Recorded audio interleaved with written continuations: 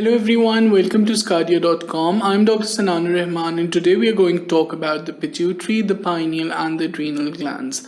The lecture has been divided into 5 sections. In the first 2 sections we'll talk about the pituitary gland.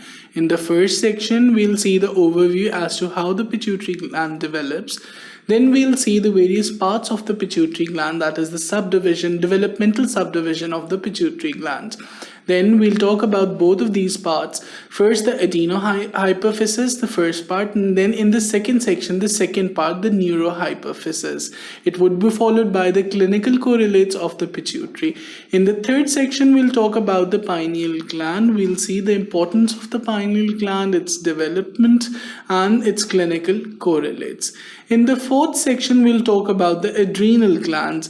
We'll see the position of the adrenal glands, the importance of the adrenal glands, and the development of the adrenal glands as to how the adrenal gland develop and what are the sources of their development. Then we'll also see the clinical correlates as to what happens when the development goes wrong. Finally, in the last section, we'll have the clinical correlates of the adrenals, in which we'll see the ectopic adrenal tissue. We'll talk about the congenital adrenal hyperplasias, and finally we'll talk about adrenogenital syndrome and pheochromocytoma. So I hope you're excited about today's lecture. For further such lectures, keep watching sqadia.com.